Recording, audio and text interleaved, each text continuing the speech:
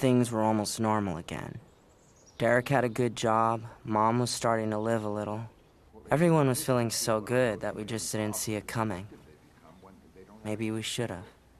The irony is that most of the stores that were destroyed during the riots were owned by black people. That's stupid, though. I mean, why trash your own neighborhood? Well, that's my point. It's an irrational act. It's like an expression of rage by people who feel neglected and turned away by the system. Exactly. I mean, it's like we had in Watts or the riots in Chicago in '68. That's crap. I don't buy that for a minute. Calling a riot an irrational expression of rage, that's such a cop-out. It's opportunism at its worst. It's a bunch of people grabbing any excuse they can find to go and loot a store, nothing more. You know, the fact that these people ripped off the stores in their own communities, all that reflects is the degree to which these people have absolutely no respect for the law at all, and certainly no concept of, like, community or civic responsibility. Wait a minute. White people commit crimes against white people, too. Yeah, but they're not offing each other in record numbers all over America. Look at the statistics, for Christ's sakes. It's 1 in every 3 black males is in some phase of the correctional system. Is that a coincidence, or do these people have, you know, like a racial commitment to crime? Not only that, they're proud of it. Well, maybe it says something about prejudice in the judicial system. Yeah, if you want to talk about criminal statistics, you might want to take a look at the social inequalities that produce them. Yap. You know what? That's exactly what I hate. Because what you're doing, Davina, is taking one thing and calling it something else and just, you know, alleviating the responsibility that these people have for their own actions.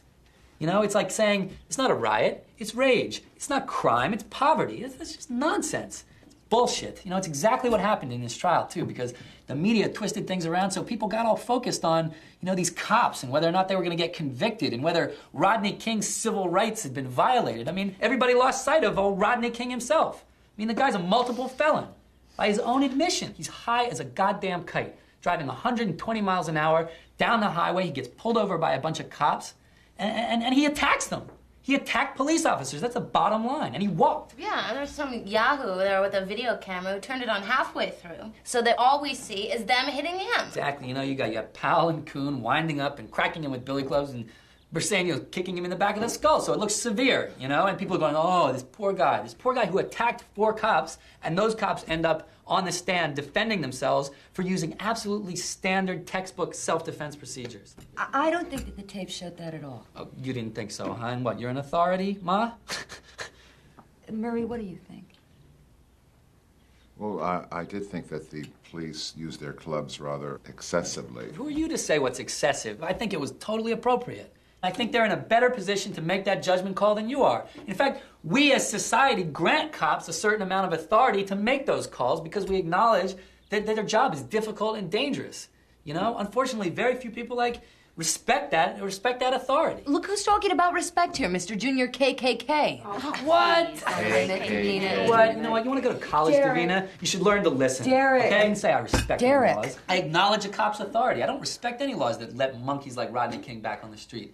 Second of all, I am not, as you well know, a member of a low-rent, disorganized bunch of rednecks like the fucking KKK. Please. So take your head out of your ass. I mean, you've gotten off the point. I had a point. That wasn't even the point. Do you have one? What is your point, Derek? All right, think about this. Think about this. If Danny had been walking across the street that night and Rodney King had plowed into him... Can we just drop this Rodney King thing? Mm-hmm.